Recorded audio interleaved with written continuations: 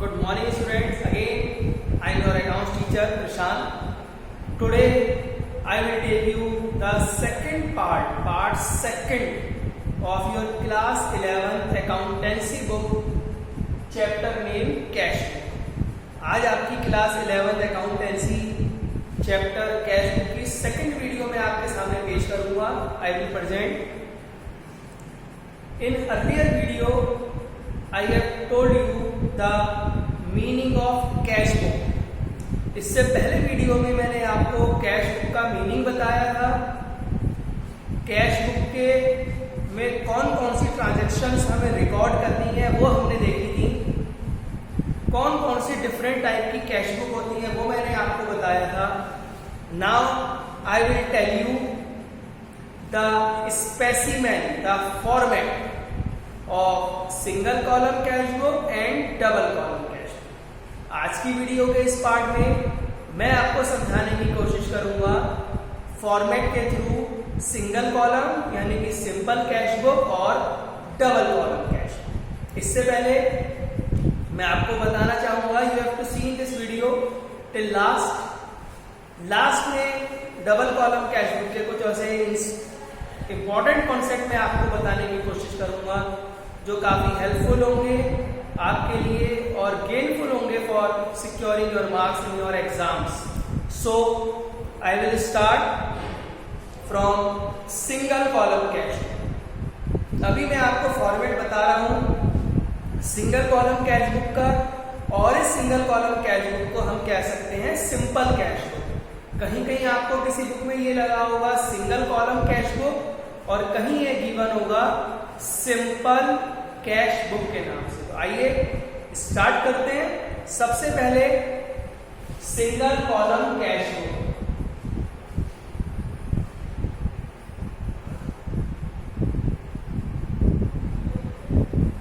Single column cash book. अब जैसे ही आपको नेम से लग रहा है सिंगल कॉलम कैश बुक एक ऐसी कैश बुक है जहां पे एक सिंगल कॉलम होता है, जहां हमें अमाउंट का एक सिंगल कॉलम होगा और उसी में हमें कैश बुक के वो सारे ट्रांजैक्शंस जो कैश से रिलेटेड हैं और हमारे बिजनेस के कैश से रिलेटेड हैं वो यहाँ पे रिकॉर्ड होंगे.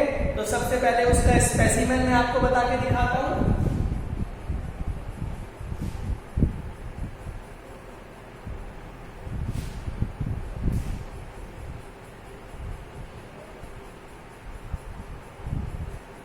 ये इसका फॉर्मेट है. अब इसमें क्या क्या चीजें आती हैं? Date, particulars, LF ledger folio, voucher number, amount. Date, particulars, ledger folio, voucher number और अमाउंट. ये हमारा इसका स्टूडेंट्स फॉर्मेट. एक बार मैं आपको बता देता हूं. डेट, जिस डेट को ट्रांजैक्शन इवेंट हैपन हो रही है, the date of happening the transactions. Particulars, what are the reason, what are the cause. वो क्या रीजन है, क्या कॉज है जिसकी वजह से पैसा बिजनेस में आ रहा है, कैश बिजनेस में आ रहा है या कैश बिजनेस में से जा रहा है. लेजर फॉलियो, लेजर के फॉलियो का page number. Voucher number, voucher number में एक तरीके का डॉक्यूमेंट्री एविडेंस है.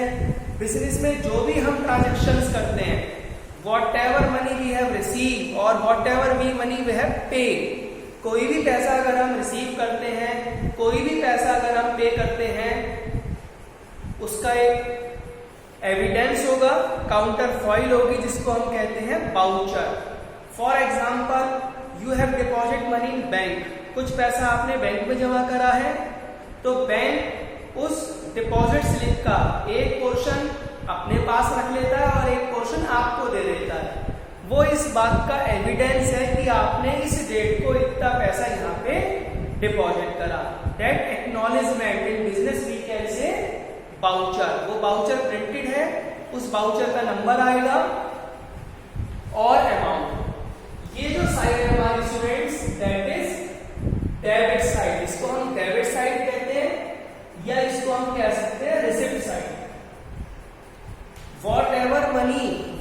रिसीव, कोई भी पैसा बिजनेस में आ रहा है from whatever any source, in debit side and receipt side you have to write the money which comes in the business. जो भी पैसा बिजनेस में आ रहा है वो किसी भी सोर्स से आ रहा हो, वो बिजनेस सोर्स है, नॉन बिजनेस सोर्स है।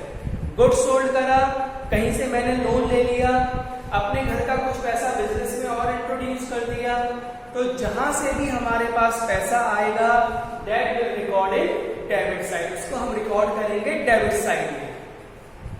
Same column you can see, I will write credit side, by side, payment side.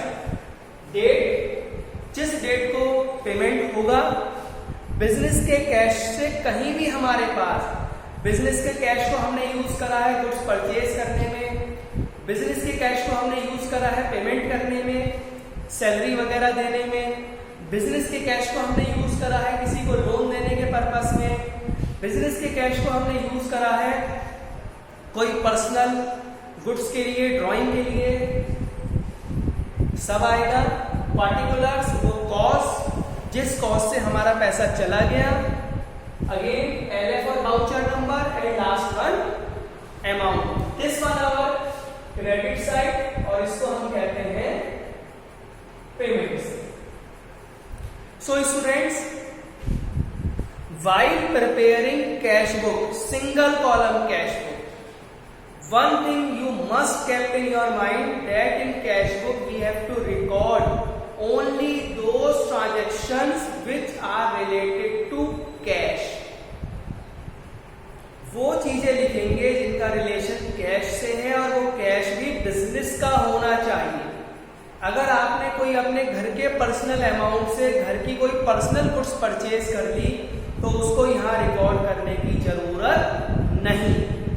यहाँ उन चीजों को रिकॉर्ड करेंगे जो बिजनेस से रिलेटेड है, बिजनेस से कैश से रिलेटेड है। तो इसका मतलब हमें क्या पता लगा कि ऐसे transactions those are based on credit, those are based on no flow of cash, जिससे हमारा कोई भी कैश का फ्लो नहीं होता है, उसको यहाँ लिखने की हमें नीड नहीं है। यहाँ उन ट्रांजैक्शंस को लिखा जाएगा जिनसे रिलेशन कैश का है।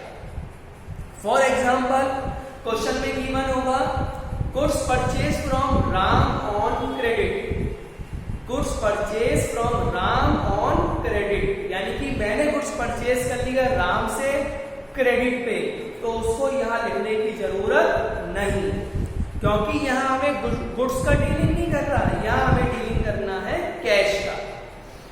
अगर लिखा है goods purchase from Ram for cash, हमने गुड्स परचेज करा राम से कैश के लिए, तो कैश हमारे पास से चला गया credit side.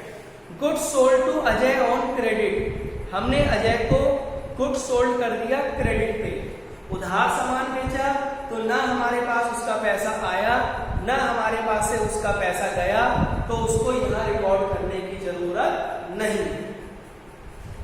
Goods sold to Ajay for cash, हमने अजय को गुड्स सोल्ड करा कैश में, यानी कि हमने गुड्स बेचा और हमारे पास कैश आ गया, उसको हम लिखेंगे debit side. So I will guide you with the help of some examples so that you can understand the concept of cash.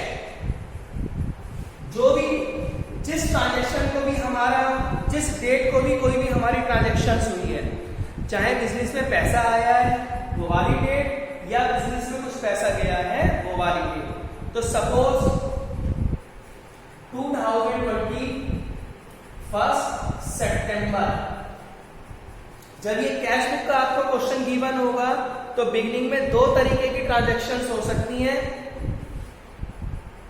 Cash in hand, cash in hand का मतलब ये हमारे सितंबर की कैश बुक बन रही है, तो कैश इन हैंड का मतलब अगर हमारे प्रीवियस मंथ का कोई क्लोजिंग बैलेंस है तो हम उससे स्टार्ट करेंगे to balance BD brought down. इन दोनों को अभी यूज नहीं करेंगे और यहां लिख देंगे उसका अमाउंट। और अगर लिखा है गुड्स बिजनेस कमेंस, तो हम इसकी जगह लिख देंगे टू कैपिटल। एक एग्जांपल और लेते हैं, 4 सितंबर गुड्स सोल्ड फॉर कैश। 4 सितंबर को मैंने गुड्स सोल्ड कर दिया कैश में, कैश आ गया, तो यहां रिसिप्ट साइड में लिखेंगे, लेकिन कैश नहीं लिखेंगे। वो कैश हमारे पास किस रीजन से आया उसको हमें रिकॉर्ड करना है। तो मेरे पास कैश आया सेल्स करने में, तो हम लिखेंगे टू सेल्स अकाउंट और यहां उसका लिख देंगे अमाउंट। एक ट्रांजैक्शन में आपको और बता रहा हूं, salary paid on 5 September, salary paid 5 सितंबर को हमने सैलरी पे कर दी है, तो वो यहां लिखेंगे, कैश नहीं लिखेंगे।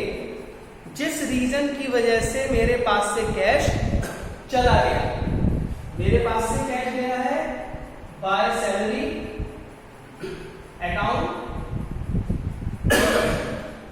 और यहां लिख देंगे उसका अमाउंट। इसी तरीके से एक एग्जांपल और ले लेते हैं, cash withdrawn by the proprietor for personal use.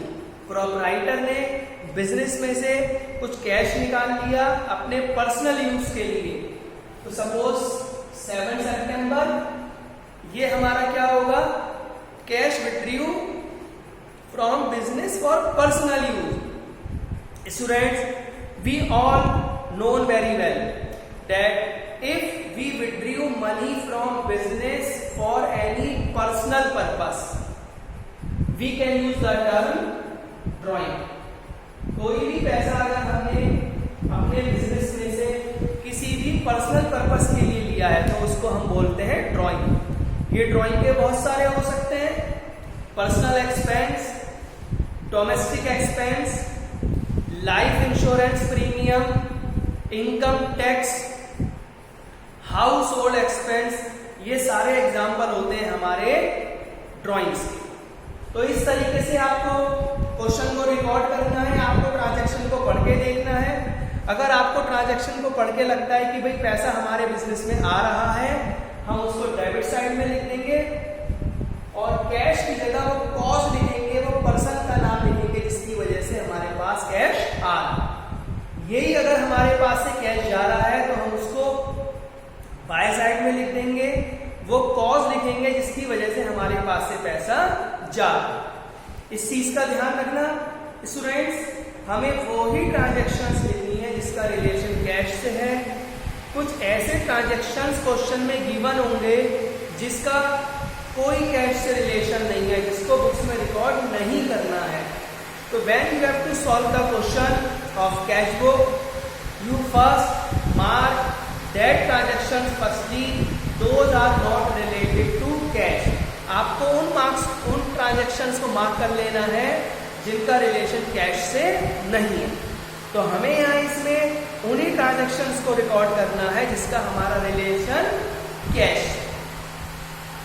After recording all the transaction, सारी ट्रांजैक्शंस को लिखने के बाद जो भी ट्रांजैक्शंस क्वेश्चन में गिवन है उन सब ट्रांजैक्शंस को लिखने के बाद लास्ट में हम इसका कैलकुलेट करेंगे कैश क्लोजिंग बैलेंस, कि कितना हमारे पास कैश बच गया।